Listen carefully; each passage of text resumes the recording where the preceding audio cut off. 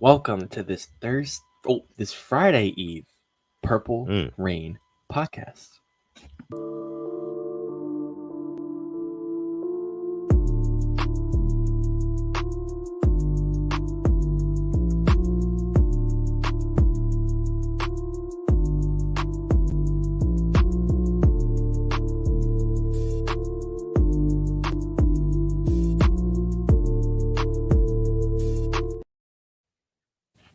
Welcome back to episode 228 of the Woo. Purple It's Rain crazy. podcast. Yes, episode 228.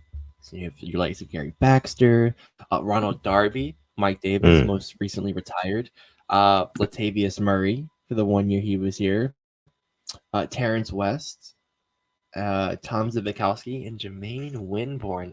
Lots of names on there. Lots of names. If you're a Raven fan, you remember them. But welcome back, and thank you for coming through to this Thursday, this Friday Eve edition of the Purple Rain podcast. Usually it would have been a game preview. We'd be going through all the stats right now, and Yeah. now it's just free agency. But yeah, if you're new here, and if you like what you're seeing, like the video, and if you like it a lot, you can always subscribe. We're not forcing you. If you like it, just caress the subscribe button. But you can follow us on Instagram at the Purple Rain Podcast. You can follow this guy on Instagram, on Twitter at SunDef. You can follow me on Instagram at simplyas10.prod and on Twitter at simplyas10. And like our mod K-Dog said, PRP is indeed sponsored by Manscaped. Use code PRP for 20% off your whole order and free international shipping. UFC 299, 72 hours away. So when you are watching that, you'll be seeing the Manscaped code on there. You'll be seeing it multiple places. And if you see it and you think of us and you want to buy something, PRP, use the code. We got you covered. Sutton, we're almost at Friday, almost the weekend. Big weekend, I know Yes. for you. I know you're looking forward to it. How are you feeling? Feeling good, man. I mean, I can't really complain. Free agency, I was just telling you before we went on stream, it's been going absolutely nuts, like, thus far. This is probably the craziest free agency that we've experienced in the past couple of seasons. I mean, all the huge names being just kind of dropped like flies from these teams around the league, unexpectedly too, might I add. Mm-hmm. But as a Ravens fan, it definitely is still hard for me to kind of get up for free agency. After everything that happened over the season, it's like, all right, what are the Ravens gonna do, right? And the Ravens have already made a couple of moves. Well, one big move that we're gonna get into in just a second here. But before we do that, we do want to bring up who's here in the live chat as you guys continue to trickle through here. J Prime 235 is in the house. Says hello. What's going on, J Prime 235? Make sure you Howdy. sound off. Yeah, sound off in the live chat. And if you're not watching this episode of the show live and you happen to be part of the hashtag replay gang, thank you so much for joining this episode. Make sure you leave a like on the video as well and subscribe to the channel as well. You know me. Yes. We're coming out with more content all over the off season. So make sure you stay tuned in. Zeke Hokage in the house says, what's good, PRP? What's going on, Zeke? Appreciate you for coming through. Mayo's COD channel's in here as well. I think Mayo's COD channel, he just mentioned us on Twitter, I believe, like 5 minutes ago, 10 minutes ago. He was like, something about a wideout that the Ravens should go ahead and get. And it's just a link to a YouTuber who ran the 40-yard dash at the combine, which I thought was pretty funny. So Really? Yeah, shout out to you, Manuel's COD channel, for the sense of humor there. Cupid the God in the house says Adonai Mitchell has to be the pick. 4'3", 40 and 6'4", big body. Man, I mean, that sounds good to me, man. That's the archetype of receiver that I've been asking for the past 5-6 seasons. I don't know, and we still haven't really went out and gotten a guy like that. So Mayo's COD channel saying here, Tom Grossi 1-on-1 wide receiver 1.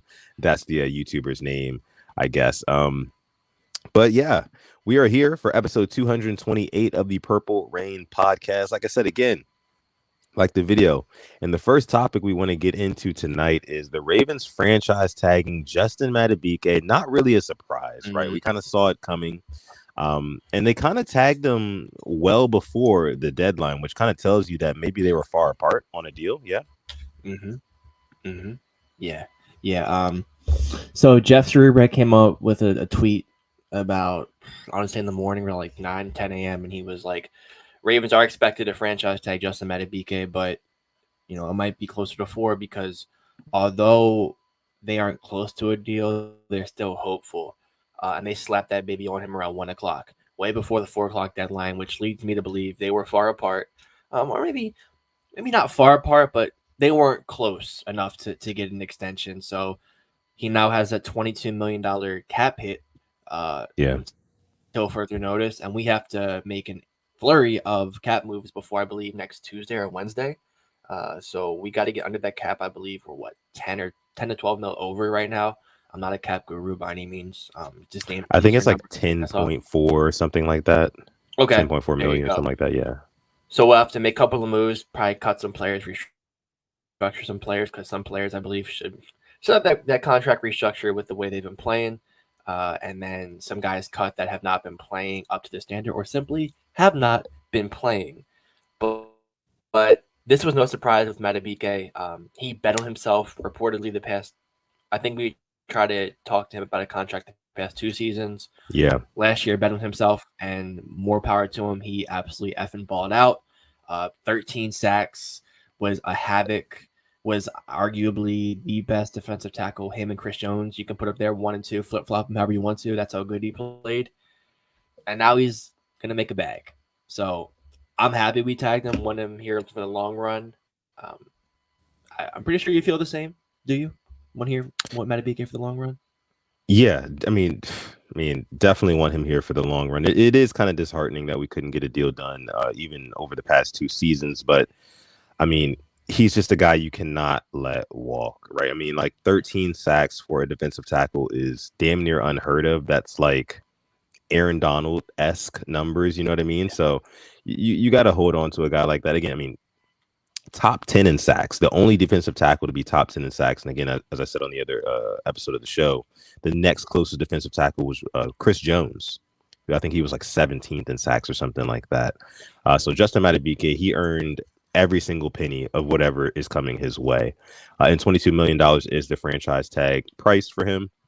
Now, the thing is, I was reading something earlier today, and it made a lot of sense, basically saying that the situation that Justin Madubuike is in right now in terms of his contract situation is similar to that of Lamar Jackson's situation last year, betting on himself and then just kind of waiting and seeing for the market to kind of set the price, right? So last year we had Jalen Hurts come and get the big deal where he gets what? I think it was what, 200 or 170. I think it was like 175 guaranteed or something like that on a $200 million contract, something like that. Yeah. And then like a week later, Lamar Jackson gets his contract. So now you've got a Justin Madubuike who's basically waiting on Christian Wilkins from the Dolphins and Chris Jones from the Chiefs to go ahead and get their deals wherever they do. And that's going to set the market. And I believe that then Justin Madubuike will get his payday from the Ravens. But it's going to have to be before, I think it's July 13th, like mid-July, or else we're going to have to keep him on that franchise tag, paying the $22 million this upcoming season. But again, regardless, I don't care what we pay him, keep him there, because interior pressure, I've been preaching this for years as well. Interior pressure is a luxury in this league. It is a sheer luxury, and you cannot afford to let that go. I mean, it's already bad enough for losing guys like Patrick Queen, most likely, and we'll get into him a little bit later on the show. But guys like Justin Madubuike, they do not come around too often. It's like a once in a blue moon kind of player. And I've loved Justin Madubuike ever since he's come out of college. Even in his first couple of seasons with the Ravens, I've just kind of loved his ferocity, his tenacity.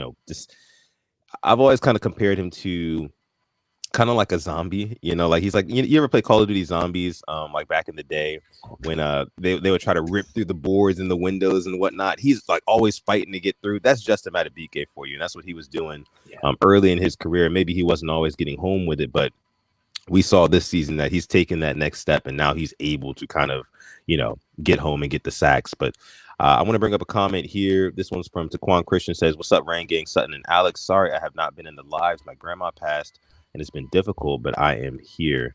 Taquan, really, really sorry to hear that, man. Sending you love, sending you prayers, all of that, man. Stay up, keep your head up, man. And if you ever need somebody to talk to, I know that either of us, you can DM. DMs are wide open. You can let us know. You can come talk to us, man. But we appreciate you for coming through. That man here. Big family here. So we appreciate your comment. And thank you, man. Yeah. So, but yeah, I mean, just getting back to Justin Madubuike, it definitely does suck that we had to put the franchise tag on him and we couldn't get the deal done. But nonetheless, I'm glad that he's still going to be a Raven. Yeah, and I'm right there with you. I think since we started this pod, it was his rookie year.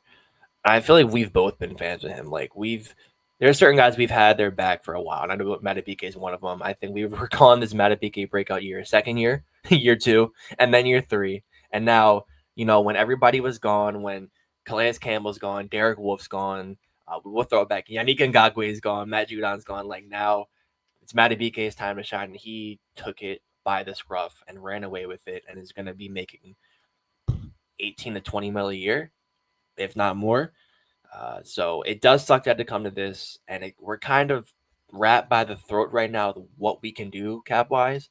So I really hope we can get this done because I don't want us to be watching guys that can help us contribute in free agency go off the board because we're strapped with cap. But I hope we're close. I don't know. There's been no reports.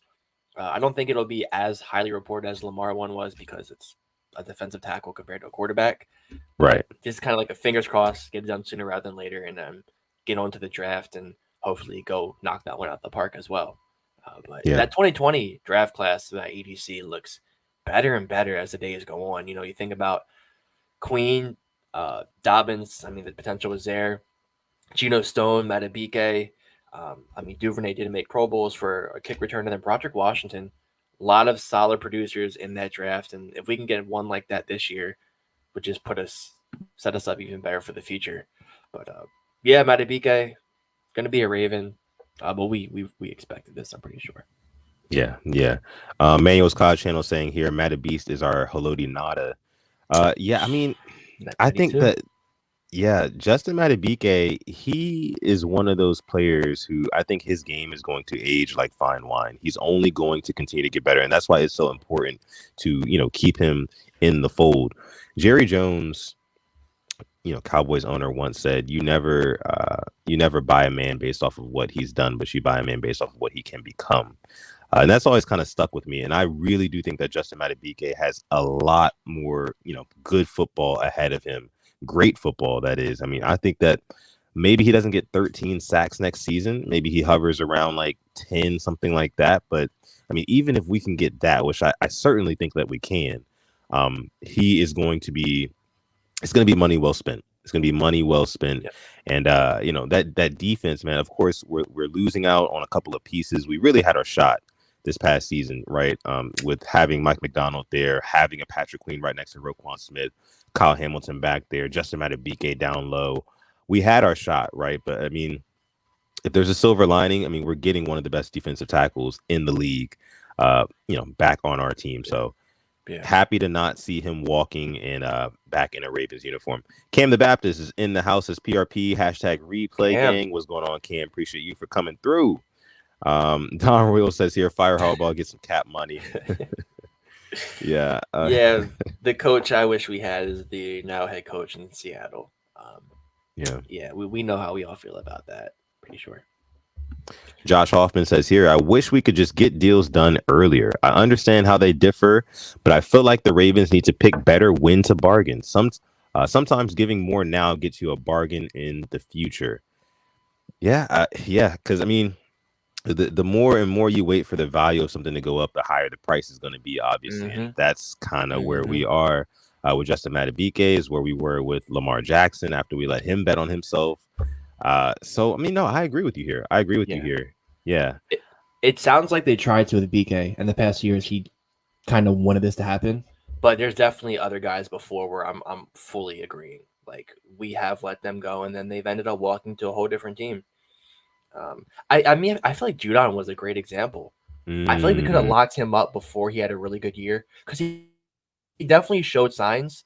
And you probably could have gotten him for cheaper, and then maybe he would have had a holdout. You got to give him a little bit more money or rework the contract. But there's a couple of guys we definitely could have kept on this team, and us waiting.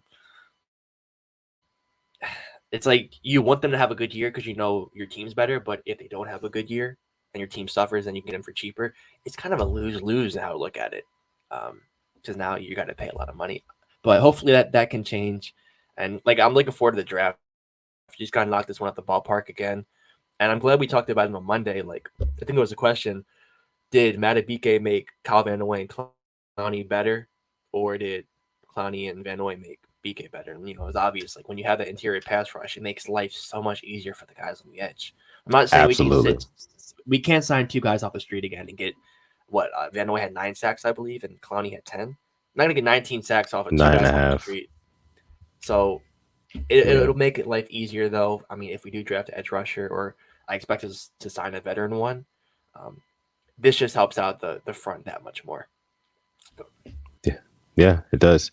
Josh Hoffman follows it up by saying it did not take a genius to see Lamar Jackson was getting more expensive by the year. Madubuike had his doubters, but I was not one of them. I always saw him shedding well. Yeah, I mean, we were right there with you, bro. We were right there with you. Unfortunately, you know, there's such a thing as like, you know, premium positions in this league, and the positions that everybody kind of wants to go after in the offseason, i.e., wide receiver is a big one. And, you know, over the past couple of seasons, we've been kind of hoping that the Ravens bring in like a big name wide receiver. Last year was Odell Beckham Jr. We ended up spending a good amount of capital on him. And it turned out to not really, we didn't really get our return on our investment there. Right. And it's not the sexy pick. Right. It's not the sexy thing to go and pay your defensive tackle early. People probably would have had an issue with that, to be honest with you. So it's kind of like you can't win if you're a GM. You just kind of gotta wait and see sometimes. So I can't really fault EDC and the boys up in the front office too much, because it's a rough league, especially with this cap space. Yeah. But yeah. So we're go ahead. talking about I see Killer Cam saying we should have gotten paid after his 3rd season. And I know this probably might not be the best example, especially with the cap held there right now, the Bills. But that's them giving an aging Von Miller, an obnoxious contract. But they got Josh Allen locked up. You know, he has a 6-year, $258 million contract. What was Lamar's, like 5,270, I believe? And then you had Mahomes signing that 10-year, whatever $1 million deal. But you know, it's spread out, and you know, he's accepting like, you know, the salary bonus, all that cap gymnastics stuff they do. I mean, that was smart by them, getting him locked up early. And you kill a cam, it's cheap now. That's cheap now. You look at what Justin Herbert got, a guy with no playoff wins, and that's only going to go up. So yeah, waiting till the end is not the best in any case, but yeah, it's funny going back to the Odell thing. I saw DeAndre Hopkins tweeted out today. He deleted it as well. He's like, I played with 20-some quarterbacks, but how many of them were Hall of Famers? And I thought about it. You could be playing with a potentially Hall of Fame one here in Baltimore, but that's hindsight's 2020. You know, we won at Hopkins last year, ended up with Odell, but yeah. On to this year. Okay, let me see what you guys are saying here in the chat before we move on. Let's see. Manuel's Cod Channel says, Sutton, I would be laughing my ass off if Queen was offered a lot of money from the Steelers and rejects it to stay here on a prove-it year. All right, so I guess we can kind of transition, talk about our guy Patrick Queen, as you guys know, friend of the show, you know, member of the Rain Gang, basically. So, of course, we know that Patrick Queen most likely will not be able to stay with the Ravens just due to, you know, cap issues, and also signing Roquan Smith to a $100 million contract. Then also drafting Patrick Queen's replacement in Trenton Simpson in the 3rd round a few years back. So it would be funny if he turned it down from the Steelers, because he has been linked to 3 teams: Steelers, Texans, and Seahawks. Right now, the Steelers is kind of the jarring one. If you're a Ravens fan, you're like, absolutely not. Like that's the last place we would want to see our guy Patrick Queen go to. I mean, if there's anywhere that we would probably prefer to see him go, it'd be Seattle, right? Mm-hmm. Out of sight, out of mind. At least we know he's with Mike McDonald. You know, there's going to be a good relationship there. Hell, we might even root for him just a little bit. I know I would. I like. I would. Mike McDonald. I'd order the throwback Seahawks jersey the day it happened. 100%. The number 6. I would not blame you. Throwback, yeah. Yeah. I would not blame you. Yeah. But I mean, I don't think that Patrick Queen should take a prove it year deal or anything like that. He's already proved enough, more than enough, to be honest with you, especially with his last season. And people want to say like, oh, maybe he was just performing because he had Roquan Smith next to him. No, absolutely not. We've seen the evolution in real time of Patrick Queen's game, with and without Roquan Smith. So, I mean, of course, Roquan Smith being there does make things easier on Patrick Queen, but just the types of plays he was making, those are plays that, he was making, for lack of better words. Like, he was shooting those gaps. He was getting better in coverage. You know what I mean? And of course, again, he benefited from having Roquan Smith right beside him, kind of having that, I guess you could say, kind of like that veteran leadership, or just that leadership overall, because Roquan Smith's not that old either. But Patrick Queen, man, he deserves to get a payday. He deserves to get a payday, and I hope that's, wherever he goes, he gets that, because he deserves it. Every single penny. Yeah, I can't agree with that enough. And I think I forget who he was talking to. I forget who somebody was talking to, but I really couldn't judge him in the wink defense because he wasn't given any really protection. It was just kind of you're left out there on your own. They're You on an gotta island, do yeah. your best. And then when Mike McDonald comes in, there was in the beginning the defense struggled. Everybody struggled against the Dolphins week 2, but then it really picked up. And even before Roquan, I thought he had a solid year. If I could grade it, probably like a B year up to week 7 or 8. And obviously Roquan comes in, and then you have 2 great players playing next to each other. So he's going to make a lot of money, and I hope it is with Seattle. But Houston to me makes so much sense. Their starting linebacker is a free agent. D'Amico Ryans was a great linebacker in his day, and a guy who Patrick Queen won a national championship with, and Derek Stingley, is also there. So there's connections there. But I hope he goes out and gets the most money possible, and I hope it's definitely in Seattle. Yeah, said, I think out of it will be. I think it will be Seattle, because you talk about free agents. I mean, Jordan Brooks and Bobby Wagner, they're both free agents as well.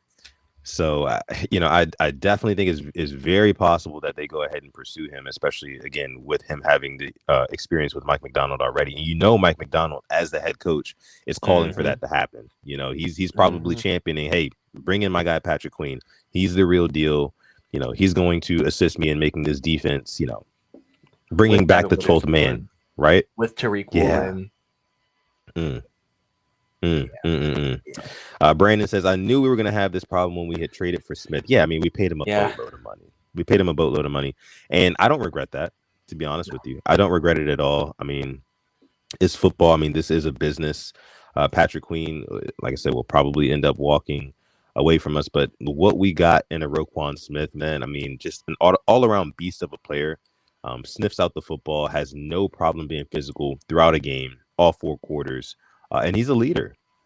He's a vocal leader, in the huddle, on the field, in the locker room. You can't ask for much more. I think that Roquan Smith is also worth every single penny. And just the lineage of linebacker play in Baltimore, kind of, it speaks to how well we've been doing recently, and I think that we continue to hopefully develop guys, and we have another guy who ends up performing on the level of Patrick Queen, and wink, wink, Trenton Simpson. We got him in the 3rd round from Clemson. We saw what he could do. I think it was in that week 17 game, right? The final game against the Steelers, at rainy, nasty, ugly game. Didn't really matter, but Trenton Simpson, he balled out. He showed, it mattered for Trenton Simpson. Yeah, and he balled out that game. I mean, he was all over the place. So I'm very excited to see what he has to offer.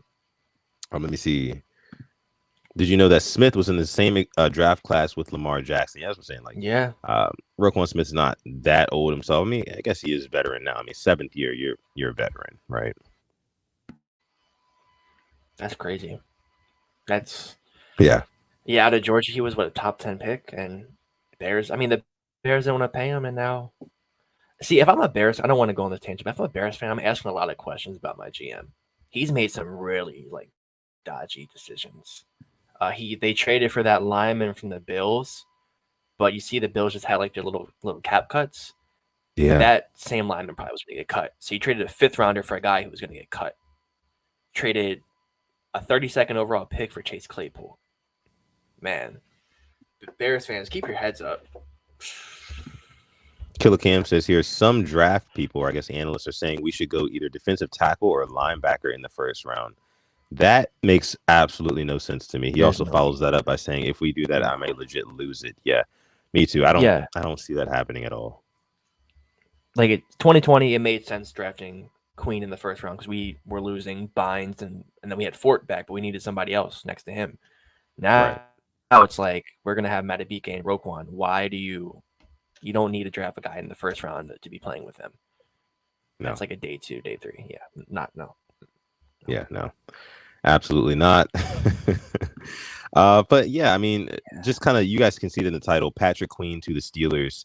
As long as that doesn't happen, I'm good with it, right? Yeah. I'm good with it. Apparently, he's been linked to the Steelers because the Steelers really like him. I think Mike Tomlin kind of has has drawn a liking to him, that sort of thing. Remember that when they had that whole little thing on the sidelines, he was telling him, like, you're not a Raven, you don't belong there, that sort of thing. Like, you're not slick. Like, and I just put up the Steelers roster. I wish we had our Steeler friends here. Their only linebackers on the roster right now that are making over $1 million is one, and that's Cole Holcomb, who was, I believe, their 2nd or 3rd round pick from last year. After that, Nick Herbig, Mark Robinson, and then a bunch of special team linebacker guys. So they definitely need a linebacker. I know Quan Alexander, who they signed last year, is a free agent. So they're going to be in the market. I mean, there's a couple of good linebackers out there this year. Jordan Brooks being one of them. I think Kenneth Murray as well, that whole 2020 class. And then Aziz Al-Shair from the Titans, I like too, Willie Gay. So the linebacker market's going to be interesting this year. And I think, depending how you put it, Queen's either 1 or 2 out there. So yeah, and he's going to get a bag, and again, well deserved. So shout out to Patrick Queen again, friend of the show, member of the Rain Gang. We wish nothing but the best for him to get a big payday, and then also to go to a contending team. I mean, Seattle or Houston, those are pretty decent options. I think that the Texans have a little bit more upside when it comes to the future with their quarterback and everything like that. It seems like they've got all that figured out. I still don't really know if Geno Smith is the answer for the future for Seattle. It looks like they're going to bring him back for another year, but again, it looks like the upside is in favor of Houston. Yeah, and they have Stroud on the rookie contract for 4 more years. So they can have some fun these next couple of ones. I've seen Saquon link with them, Derrick Henry link with them, all the running backs, obviously. They got Nico Collins and Tank Dell. That's a good one, too, already. I see them trading for a big-name wide receiver in the next year or two to pair with C.J. Stroud. They can eat that money up. Honestly, it could be Devontae next year. Veteran receiver, put it with a young quarterback. I could see that. But definitely wherever he goes, fans for life here. No doubt about it. Not the Tay Adams. Oof. That'd be crazy. Yeah. That'd be crazy. Well, I mean, you brought up the running backs, right? I guess we can kind of shift gears here and talk about some running backs. I saw an article today on the Baltimore Ravens website that was very interesting. There was a couple of reasons why and why not we should get some of these big name running backs that are in free agency, specifically Derrick Henry, Saquon Barkley, and Josh Jacobs. So I want to kind of go through this article, read it back to you guys for those of you guys who haven't read the article yet, on the justifications, because some of these talking points I found pretty intriguing, and I want to start with Saquon Barkley. All right, Saquon Barkley, his projected contract, so not obviously what he's getting, but what he's projected, which I've seen a lot of sports websites and analysts doing this. You heard about like Sport Rack and stuff like that, who are doing like, oh yeah, he's projected to get this amount of money or that amount of money. I haven't really seen that in past years. That might be a little bit of a new thing, or maybe it's been the past couple of seasons, but I don't know. Anyways, they're saying his projected contract, $12 million annually over 3 years, which is $36 million. And they're saying, why'd he fit? This is the justification for why Saquon Barkley would fit with the Ravens. They say, quote, behind one of the NFL's worst offensive lines, Saquon Barkley quietly turned into one of the league's most efficient runners over the past 2 seasons. Only 2 qualifying running backs averaged at least 0.4 rushing yards over expected carry in both 2022 and 2023. According to Next Gen Stats, the Kansas City Chiefs, Isaiah Pacheco and Barkley. Those are the only two. The 27-year-old has value in the passing game where he can be a high volume target, 139 catches over the past 3 years, and a reliable pass blocker. So, end quote. That is the justification for why Saquon Barkley would be a good fit for us. Efficiency, basically. Okay. Didn't really have a good offensive line last year with New York. And obviously, I think that the Ravens offensive line, although it is in kind of like a rebuilding stage, I do think that the Ravens will have a better or a higher end offensive line than what the Giants were able to offer Saquon. So with that being said, yeah, Saquon Barkley could definitely do some damage in this offense. I think we saw his yards per carry last year, maybe like what 4 point. I think it was like 4.3, 4.6, Yeah. something like that, Around there. which is not bad at all. But let's go ahead and go to why he would not fit. Their Okay. justification for that. Listen. So, quote, do the Ravens really want to pay a premium for a ball carrier with questionable explosive play potential? Saquon Barkley's best big play season came in 2022 when he ranked 14th in explosive run rate, which is carries of at least 12 yards or more, among the 42 running backs with at least 100 carries that year, according to True Media. Last year, Barkley ranked 25th in explosive run rate. There's also the possibility of a looming performance cliff. And here's something that I found very interesting. They said in 2021, Pro Football Focus, which we all know, can sometimes be phony Football Focus, but this stat seems legit. I mean, because it's kind of based off of the facts, right? The stats. They say running backs tend to fall off a cliff once they hit 1,500 carries and have played 5 to 7 years in the NFL. Barkley has 1,201 carries in his career, and he's entering year 7. So obviously he's got some miles on him. He's had some I words in the past. The health is kind of a concern there. So obviously we're not getting a running back for the long haul in the future. Not a guy that we can necessarily, I think, grow with, but the window is open for the Ravens, right? So you want to get a guy in there who's going to be a needle mover. So that's what I think we really, really need to look at when we're talking about these running backs in the offseason, Alex. Like, which guy between Derrick Henry, Saquon Barkley, or Josh Jacobs is going to move the needle the most for the Ravens offense, right? Yeah. So I want to keep going here. Down to Josh Jacobs, right? Your guy. You brought up Josh Jacobs to me a week ago, and I hadn't even realized it at that point. But, Josh Jacobs is another very viable option. Go ahead. When we talk about DeAndre Swift too, I'm kind of like, depending how much money, we're talking about now, I wouldn't hate it because I didn't realize how productive he was last year. When we went down the stats on Monday, I kind of opened up to the thought of a DeAndre Swift with the Ravens. But go ahead. I want to hear the pros and cons. Okay. So Josh Jacobs, projected contract, $11 million annually over 3 years, $33 million. Why he would fit? 2 years ago, Jacobs earned first-team All-Pro honors after rushing for an NFL best 1,600 yards. His 400 receiving yards in 2022, meanwhile, are more than any Ravens running back under John Harbaugh has finished within a single season, besides Ray Rice. Jacobs, who is 26 years old, has pedigree, durability, and solid ball security. That's their justification for Josh Jacobs, right? They're saying at least 200 carries in 5 straight seasons, which is pretty good. Solid ball security, 145 rushes per fumble over his career. We know we like that as well. Ball security is a big thing for us. Why he would not fit? Quote, in 2022, with defenses largely unwilling to drop a safety into the box and leave star Raiders wide receiver Devontae Adams on an island, Jacobs saw a lot of light boxes and punished them accordingly. He led the NFL with 105 carries against 6 or fewer defenders, according to True Media, and finished with a solid 5.4 yards per carry and 48.6% success rate in those scenarios. Last season, Jacobs saw fewer light boxes and was far less effective, 3.9 yards a carry and a run-of-the-mill 37% success rate. It's hard to imagine the Ravens splurging on a running back with just one recent elite season. What are your thoughts on that? He was playing with Derek Carr, Aiden O'Connell, Jarrett Stidham. When you add in, like, this is the whole X factor is Lamar, his running threat. You can stack the box. And if you want to sell out on Jacobs, you have a quarterback who can take it as well. And That's a lot of money. 3 years, 33 for a running back is a lot of money. Yeah. And I'm looking at somebody. I'm looking to pay maybe 10 the most. But that will be like 7.5 and 2.5 in add-ons. And Yeah. I hate them become one of those guys, the cap guys right now. Damn. Yeah, that's a lot of money. That's a lot of It money when you put it like that.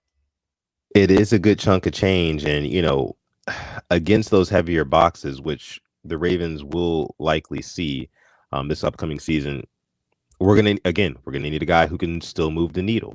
We're Mm-hmm. gonna need a guy who can move the needle. So Josh Jacobs, while I think he's a solid option, I question whether or not he's our best option at that position. So let's go ahead and keep going here. Now we have Derrick Henry, Your right? guy. And yeah, this is my guy. This is my guy right here. This is my guy right here, Derrick Henry. I've been talking about Derrick Henry. So projected contract, $9 million annually over 2 years, 18 million. That's the cheapest we found so far, right? So why'd he fit? Or why he would fit, right? Quote, his arrival would give the Ravens a nightmare fueling backfield. Let's stop right there.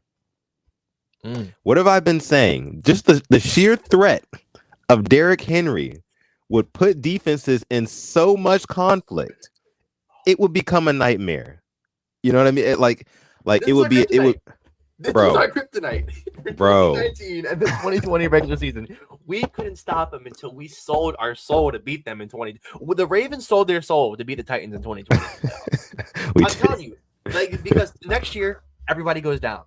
Yeah. Then the year after that, Lamar goes down. We sold our soul to beat this guy. I think enjoy this.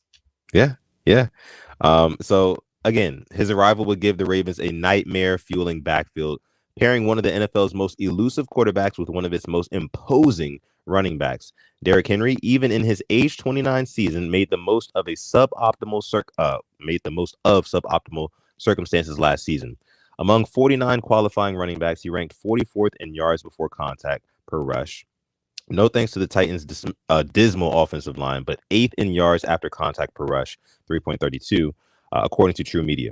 The Ravens saw heavy boxes, 8 or more defenders, on just over a third of their carries last season, near the league average. Henry saw them on over half of his carries, one of the NFL's highest rates. Jackson's gravitational pull on run defenses, along with the Ravens' outside weapons, could set Henry up for a huge season. So, again, talking about how it would be a dream for the Ravens and a nightmare for defenses. No shout out to Meek Mill, right? But the gravitational, for sure, right? all right. I just had to put that one out there. I had to. I'm sorry. But the gravitational pull is what we need to be focusing on here, because while it is a defensive nightmare, right? We need to talk about why it's such a nightmare. And why it's more of a nightmare on the Ravens than any other team in this league, because you have the threat of the best running quarterback in this league, Lamar Jackson, pulling that ball out of Derrick Henry's stomach and then taking it up the sideline. Like that's very scary. On top of having to deal with a passing game and God forbid an RPO, like that's insane to think about, right? So let's go ahead and get into, because I don't want to be biased. Let's talk about why he would not fit with the Ravens, right? Okay. So here's the justification for that. It says Henry has missed more than one game in a season just once over his 8 years in the NFL, but his downhill running style and age invite questions about how quickly his durability and elusiveness might evaporate. There's also the question of schematic fit. Henry averaged 5.1 yards per carry over the past 2 seasons out of the shotgun, the 2 most shotgun-heavy seasons of his career, according to Sports Info Solutions. But he spent much of his Tennessee career lining up in under center formations. Former Titans teammate Taylor Lewan also said recently on his Bussin' with the Boys podcast that Henry was not a fan of read option and run pass option plays. Would he be comfortable in the Ravens shotgun and pistol-heavy offense with its menu of options and RPOs? That right there has to have a huge asterisk. There's a difference between Ryan Tannehill, Malik Willis, Will Levis, and Lamar Jackson. Granted, Tannehill did beat the Ravens in the playoffs, but there's a huge difference. I mean, Tannehill would mainly run at the goal line, and that was probably taking away touchdowns from Derrick Henry. Bro, Gus Edwards had, 13 touchdowns last year? we don't sit here and you're gonna get the ball at the goal line. We're not gonna let Lamar take it. We rarely let him take it, and most of the time he doesn't get it at the goal line, and he won't score. There's a difference of quarterbacks there. Um, yeah. See, I'm not opening up 2-year 18 mil. I like that. I like that a lot. I can get behind that. Yeah. Yeah, I can get behind it too. I can get behind it too. And see, here's the thing. I think the motivation for Derrick Henry would be there. You know, on top of like what you said, bringing up the fabulous point that I mean, Lamar Jackson is a way better quarterback than any of the guys you just mentioned, Tannehill, Malik Willis, and Will Levis, right? Better than all those guys put together, right?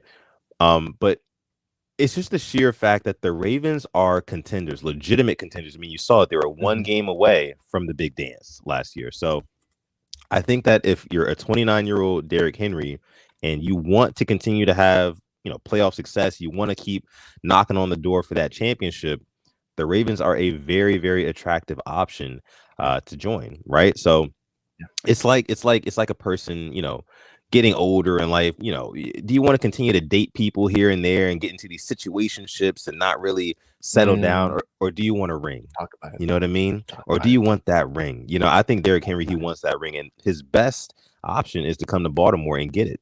So, hey, I'm not saying he has to be a three down back guy. And listen, we pair him up with Keaton Mitchell, right? Who's coming back. We pair him up with a Justice Hill, right? I think that could really, really be Thunder and lightning. Explosive. Thunder and lightning. You hit the nail on the head, bro.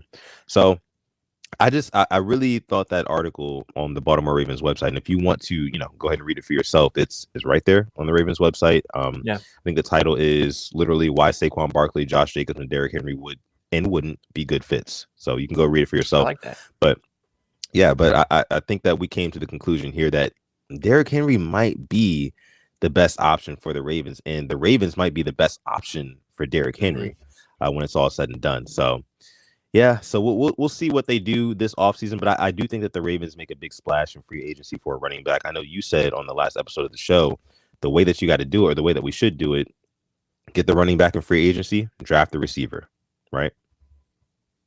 Yeah. Yes, and I went on Spotrac, or however you want to pronounce it, and I looked at the calculated market value for, a couple of running backs. So they actually had Saquon 3 years, 30 mil. Josh Jacobs, same exact thing, 3 years, 30 mil. Derrick Henry, 1 year, 7.5 mil. Either one of those contracts I'll be happy with. And I go to DeAndre Swift, who I wouldn't hate. 6.7 mil per year is their projected estimated contract for him. So I don't hate the Henry or the Swift one. I do want to talk about, I don't want Austin Eckler. I don't see a point in him getting here. That we're going backwards if we sign Austin Eckler.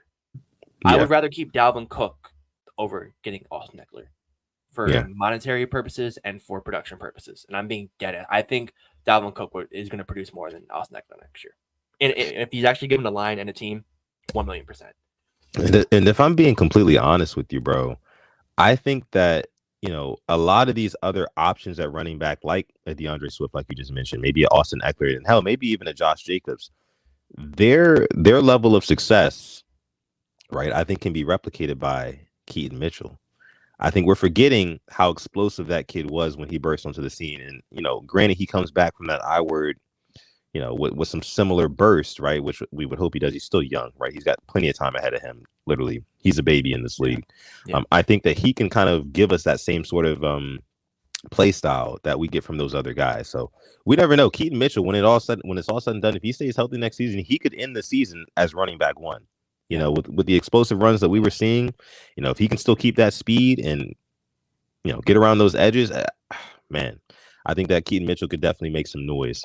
Let me see. Cupid the God says, "Bring me Jacobs."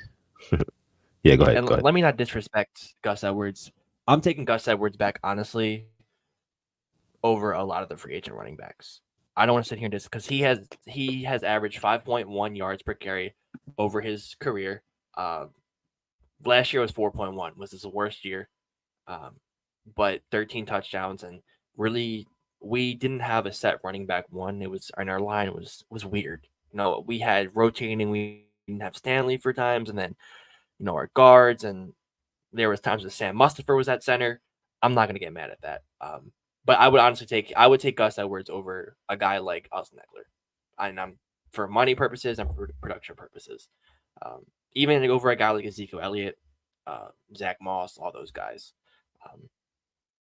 And Pollard. And I saw Pollard might take a hometown discount with I saw that too. with the Cowboys too. So I hope he does.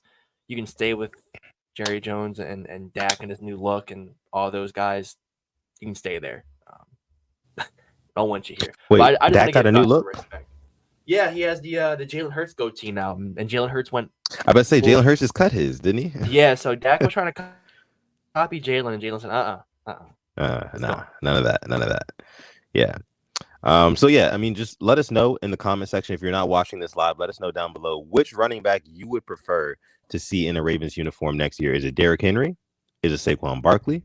Is it Josh Jacobs? Is it DeAndre Swift? Let us know down below in the comment section who you would like to see in the backfield for the Ravens alongside Lamar Jackson. Okay, let's go ahead and get into some of this. Just again, like I led the show with, man. It was a really good talk. But free agency in general has just been absolutely insane. It's been insane. The big names that are in the pool right now. I mean, I was at work yesterday, just like looking at my phone, like, damn, like, are the Bills really doing this? Tre'Davious White, really? Like, just maybe they're rebuilding. I don't know. But what have your thoughts been? Diggs? Wait, is this Stephon? The Stephon Diggs is making so much more sense. I really don't think he'll be there that much longer. Yeah, I think he's next one out. I think there could be, if they are offered a sweet trade for him, Diggs is next one gone. Oh, you know what? I also heard about the Saints planning to release Michael Thomas. And I seen some Ravens fans. On Twitter like, bring him to us, and I'm just like, I think I'm all set on Michael Thomas, to be honest with you. I don't think that we need. No, I'm good on that. You know what I mean? Like, once you said what you said to me on Monday, go out, keep swinging in the draft a wide receiver. Keep swinging. We have to get a guy eventually that we can have for 3-4 years for cheap, right? And just kind of grow with Lamar Jackson. But it has to be kind of like that bigger body archetype of receiver, because we've tried every other single type of receiver. But we haven't tried that so much. But P. Brownie says here, free agency is crazy this season. Yeah, way crazier than it's been in past seasons. One of the other biggest surprises as well, Broncos country decided to not ride with Russell Wilson anymore. Exactly. So Russell Wilson leaving the Broncos, and he's been linked to a couple of different teams as well, including the Pittsburgh Steelers. And I put out a tweet earlier today, and I said that, I've never understood teams going out and picking up an aging quarterback who's obviously over the hill. Not to say that Russell Wilson can't play anymore, because I know he can, but I think that his best football days are behind him for sure. Why invest into an aging quarterback if you don't think that he can immediately win you a Super Bowl? Like, what's the point? What is the point? Why not keep swinging in the draft or go after one of these young guys like a Justin Fields, like we talked about on the last episode of the show? What did you make of Russell Wilson, leaving the Broncos, also being linked to the Steelers? What do you make of all that? It screams 9-8. And unfortunately, that's the Pittsburgh standard right now. It is. It's going over 500. Talk about it. Keeping the streak alive. Up, all I knew was that, now granted, they've had a number the past couple of years, but all I knew was the Steelers being better than the Ravens. When I think about me growing up, I was born in 99. So my earliest football memories, honestly, was when the Ravens got Troy Smith, because I got to use a running quarterback in Madden. But I remember, they beat us to get in the playoffs, I think, in Billick's final year. And then I remember we got Flacco. They beat us in the AFC Championship. They would beat us in the playoffs. And I remember we would beat them sometimes in the regular season, but they usually had a number in the playoffs. And now it's the complete opposite. We're the better team. We're the team that's getting to the playoffs. We're the team that's not, we're not struggling. Like, we're winning the division, not getting just wild card. It feels like they've gone backwards. I still think Tomlin's a great coach, but Yeah, this just screams 9-8 or 8-1. Like this is the new Jeff Fisher Titans, except maybe a little bit better, but it's bang average. Bang average. I used to love when you would say that on the show. There it is. I'm bringing it back. Yeah. Bang average is that's exactly how you would describe the Steelers over the past couple of seasons, man, because it really does seem like all they're really interested in doing is keeping that streak alive. And Mike Tomlin's never had a losing season. That's just man, I wish our mod Boz was in here so he could share this conversation with us. But hopefully he's part of the replay game. That's the biggest Justin Fields truthery right now out there in the US of A. I'm telling you this right now. That's the best option. That's the best option for the Steelers, man. Is. You get a young guy who can pair up with a Mike Tomlin who's gonna coach him up, who's gonna be that mentor for him, and then Justin Fields, he's electric with his legs, right? Yep. And I think with the right weapons and the right offensive coordinator around him, I think that he could definitely flourish within that Steelers system. And the defense is always going to be a Steelers caliber defense, AFC North caliber defense. So you really don't have to worry about that too much. Of course, they still got TJ Watt over there, Hightower, all those boys, Porter, all those boys. And they might even go after like a Tre'Davious White or somebody like that. You never know. Can I throw one name as a quarterback? Sure. Yeah. Let's say the Commanders draft Jaden Daniels. What do you want for Sam Howell? If you're really looking for quarterbacks, I didn't think he was bad.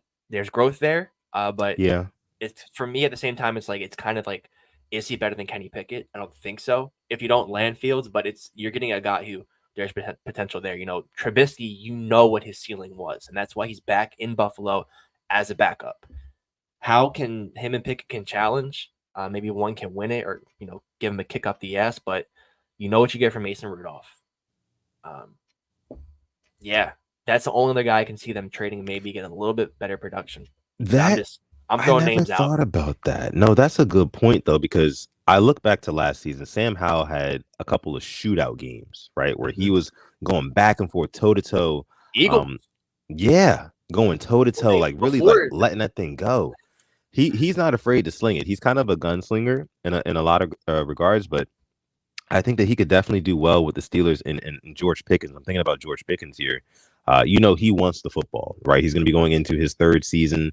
I think this is going to be, I don't want to say it's going to be George Pickens' breakout season, but this is going to be the year where it's going to be put up or shut up, and I think that comes from, he's probably saying that to himself, George Pickens is.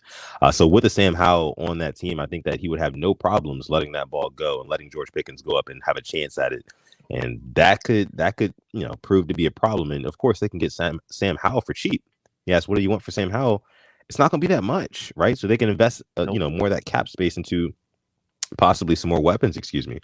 That I think that's a very viable option if you are a Steelers fan. Maybe you start thinking about that. But Justin Fields is definitely another one there. I mean, I don't want to say it's like an exciting time to be a Steelers fan, but it's definitely a very intriguing time to be a Steelers fan because there's just a lot of different possibilities, a lot of different routes that they could take this offseason and heading into the next season. So let me see. Let's take some questions here. We're gonna go ahead and take some questions from the Rain Gang. Make sure you drop your questions down below in the live chat. Again, if you're not watching this episode of the Purple Rain Podcast live and you happen to be part of the hashtag Replay Gang, thank you so much for coming out to this episode. Make sure you drop your questions down below in the comment section because we do like to get to those as well. Also, make sure you like the video. That helps us out a ton, especially in the off season, guys. The off season, of course, there's no games being played. So naturally, there's like less people looking out for NFL content just all around. So if you like the video, that helps us out a bunch. We'd appreciate it. Subscribe to the channel too. We appreciate that as well. But let's see what comments and questions we have here. Let me see from you guys. Brandon, aka Arkansas 501, says, "Where do you think Snoop is going to be going?" Snoop Huntley as a backup. Could go back home to Miami. I know they need a backup. It could be between him and Mike White. I don't think it's here. I think it's going to be Malik Cunningham, and maybe we draft a guy day 3 or undrafted. Because we had Anthony Brown undrafted, and he was our backup, when Huntley was there. Josh Johnson. if he comes back around for another year. See, Void saying Snoop could start in Atlanta right now. Yeah, but if they get Kirk Cousins, wouldn't hate that. Didn't they say Kirk Cousins bought a house for his family in Atlanta or something like that, or was that just a rumor? I saw that. Definitely a rumor. I saw that. Okay. I think Baker. I know he was rumored there, but I think Baker's going to go to back to Tampa Bay. I'm trying to think anywhere else, but it's going to be a backup. There's no starting roles, I think, for him. Yeah, Killer Cam says here he'd be a backup for Fields. Let me see. Void saying here we might draft a Joe Milton late. Yeah, possibility. I'm not sure where he's projected to go right now. I mean, I mean, we drafted McSorley the same year as. Are we really expecting Joe Milton to fall out of the third round? Let me see what his projected. Yeah, where is he projected to go? That's. I'd be very interested to know that. So a mock draft on The Athletic has him going round 5, pick 158. He's an athletic, strong arm, very raw. There it is. As an understudy rookie year. Interesting.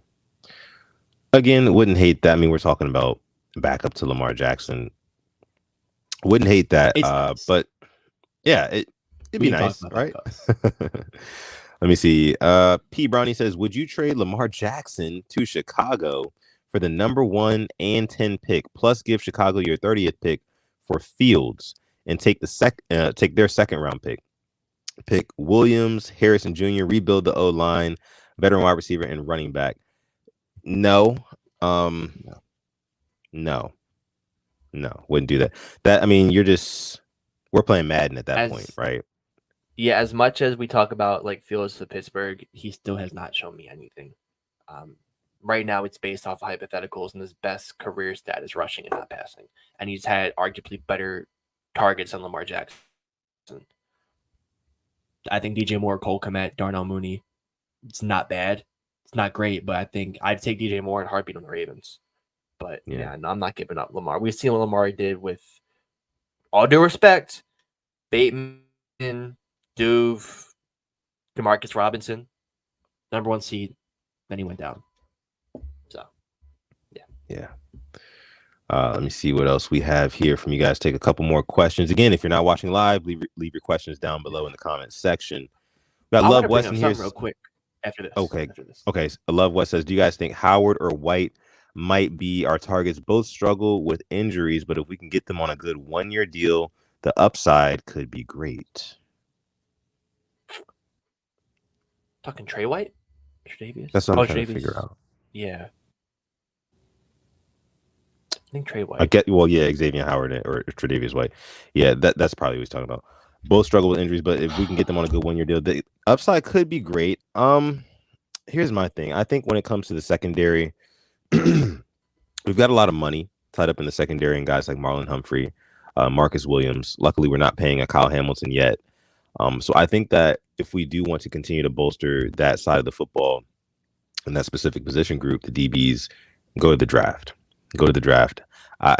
In some of those later rounds, not even later rounds, honestly, maybe like second or third if the right guy is there, to be honest with you. But no, I don't think that we target either of those guys, especially with considering the names and the talent that we already have in that DB room. Our secondary was actually pretty damn good last season without Marlon. Without Marlon Humphrey. So yeah, I don't think we go in that direction. But what did you have for us? Before that, we were talking about how we let our good guys go to free agency. I hope we're talking to Brandon Stevens right now, trying to get him extended. I don't want to sit here because if he goes to free agency and has another good year like he did, that's top money because he was our number 1 corner last year, and I thought he did pretty damn good. I think he was snubbed of a Pro Bowl. Yeah. So, and then going on as for cornerbacks, this guy right here, he actually got non-tendered by the Lions, Terry Jacobs. I think he'd be a good QB3. He was thrown in the fire as our DB1, got cooked, but as a third one, I wouldn't hate it. Then either Millette or Darby back, I think you wouldn't be spending too much money for those guys, and you'd still have a solid core, and then you have the draft. You're not throwing a rookie defensive back in the fire if you draft him in the 3rd or the 4th. And then you have Pepe and Jalen Armour Davis, who I don't even know if are real people at this point. because he never play, but it would put this secondary in a good spot. And I think since EDC, in the past couple of years, has done a good job building the secondary, it just got hurt all the time. I remember we made a video in like 2022 when we signed Kyle Fuller. We're talking about just how good the secondary was. And then, people just go down. Fuller went down. A couple other guys, Stevens was missing games. And then we were stuck with DoorDashers at corners. So I'm never against good corner depth. Now, what I want to talk about was, speaking of defensive backs and secondary, the amount of safeties that are out there for free agency right now is insane. And Geno Stone, I am so sorry. You had a career year, and now you have guys like Eddie Jackson, Justin Simmons, Quandre Diggs, Jamal Adams, who I know is just a name at this point right now. All free agents. I'm sorry. I'm so sorry, Gino. If you want to come back, you're more than welcome. Yeah, I mean, we won't get any starting time behind Marcus Williams and Kyle Hamilton unless one of those guys goes down with an I word, God forbid. But it's it's a tough world right now if you're a safety. Let me see. Dre says here, how do y'all feel about Wade? Both of them. Oh, sorry. Poyer too? Sorry. Yeah, they let Poyer go and Micah Hyde's gone. All right. Dre says here, how do y'all feel about Xavier Worthy? LOL, I'm tired of small receivers. Love Zay Flowers, though. Agreed. Wait. What are you saying same to? You're tired of the small receivers? I am. Okay. All right. So I'm Keon Coleman FC right now. Okay. But AD Mitchell, I will be studying you probably tonight or tomorrow.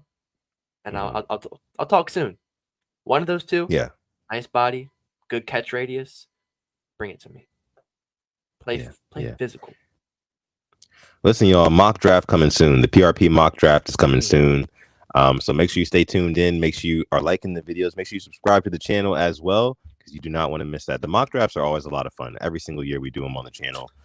We do them live with you guys. So we don't just do it beforehand and then say, hey, look, here's what we did. No, we do it all together as a big Happy Rain Gang family. So as a collective, as a community. So make sure you stay tuned into the channel to catch that. Yeah, that's probably going to be probably in the next couple of weeks. Yeah, we'll be doing that. Yeah. So, yeah, make sure you stay tuned in for that. Also, I want to end it with this, Alex. I want to ask you a question. Talk about it. Kind of, changing gears from football before we get out of here.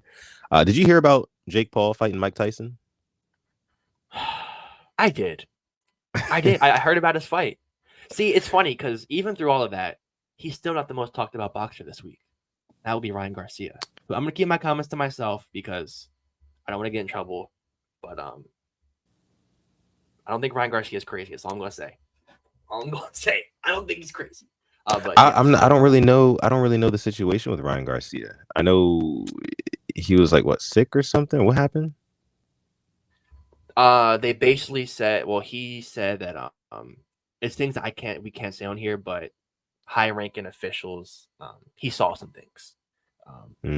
And people are saying CTE, people are saying things, but with a lot of stuff that's been coming out about Hollywood, it wouldn't surprise me. That's all I'm going to say. I'm not saying I agree. I'm not saying I disagree, but the stuff that we talked about earlier, it could be true. That's all I'm going to say. Okay. But yeah, okay. Jake Paul and Mike Tyson. That and it's going to be on Netflix too. This is a cash grab if I've ever seen one. I mean, the fight announcement comes at a perfect time after Jake Paul, he knocks out that nobody Ryan Borland last weekend, and then to just turn right around and say, hey, look, middle of the summer, Jake Paul, Mike Tyson on Netflix. Who says no? I know I'll be watching. I have a Netflix account. Right, I don't have to go to an illegal website to stream it, so I might as well watch it. I might as well tune in. Mike Tyson, he fought, I think it was 2-3 years ago against Roy Jones Jr. And that was just kind of like a senior citizen fest. I mean, it was entertaining in some spots there, but it's just, I don't know. I really don't know what to expect from a fight like that. Is Jake Paul going to flatline a Mike Tyson? Is he really going to get him out of there, or are they going to go to the distance? Right. It's just, I don't know. I'm kind of disgusted, but I will be watching. I'll tell you that much. Entertainment. And then also, this weekend, I mean, you got Francis Ngannou. He's fighting Anthony Joshua in a boxing match. That's going to be very competitive, I think. And I think that if you want to see some fireworks, tune in, because Joshua, he's there to get hit. And when we saw that in the Andy Ruiz fight, who is much smaller than Joshua, and Francis Ngannou, he's much more powerful than Andy Ruiz. So I think that he will definitely land a couple of shots on Joshua. We'll see how he reacts to those. But I'm excited for that fight, to say the least. Is that in the UK? Good question. I'm not exactly sure where the fight is going to be. But the also UFC 299 is this weekend. Sean O'Malley versus Chito Vera. That's going to be a good fight. They're running it back. The rematch. In the first match, of course, Sean O'Malley, he had like some nerve damage in his heel, I want to say it was, and he ended up being compromised from that, and still ended up getting knocked out for very, very very briefly. He went out taking some shots on the ground from Chito Vera, but I think that fight is going to be incredible this weekend. So make sure you tune into UFC 299. Watch the Anthony Joshua versus Francis Ngannou fight. I know that me and Alex will be tuned into those fights, and we'll be ready to talk about them on Monday. So make sure you guys are ready to talk about them as well, because it's going to be a lot of fun. I'm hyped. Yeah. I see Kevin Holland. He's posting his workout videos. I'm like, wow, this is really happening. I'm so excited. Yeah. That's like, and the funny thing about Kevin Holland and Michael Venom Page, he said in a press conference today, he said that me and Kevin Holland are going to have the first ever podcast in a UFC octagon. Like, because they're both talkers. They both love to talk. Yeah. And like, this is one like this. I saw the video, like they're like mutual respect. This isn't the one where they hate each other, Right. Like there's mutual respect. And I'm gonna be there in front of my TV. Like the meme is like, he thinks he's on the team. Like when Holland comes out, I will be there ready. Like I think I'm on the team. I'm super hyped for that. And just this one at 299 and 300, like back to back. I'm really excited as a casual. Oh yeah, super fun. For sure. But okay, we're gonna go ahead and leave it there for this episode of the Purple Rain podcast. Thank you guys so much to all the live viewers for coming through and watching live on stream. And if you're not watching live, you're part of the hashtag replay gang. A special shout out and thank you to you as well. You can make sure you follow us on Instagram at the Purple Rain Podcast. You can follow me on Twitter or Instagram at Sutton Def, like you see down below. And then also you can see how to follow my guy Simply AS10 on Twitter at Simply AS10, on Instagram at Simply AS10.prod, and of course just everywhere you can find him at Simply AS10. And like he led the show with, you can go on manscaped.com, like you'll see in the UFC Octagon this weekend. You see that Manscaped. I know they have a couple new products coming out. Make sure you go on their website, use our code PRP, get yourself 20% off plus that free international shipping, which is the kicker. Again, love you guys. Make sure you like the video, subscribe to the channel as well. And with that being said, I'm going to let my guy Alex take us out. Thank you for rocking with us, even in the off season when there's really nothing to talk about. We will find something to talk about. We appreciate you. We love you like no other. And as always, stay positive, test negative. Yeah, and check on each other, and never, ever forget, even on the rainiest of days, to call God. It's been episode 228 of the Purple Rain Podcast. We're going to catch you guys in the next one. Peace.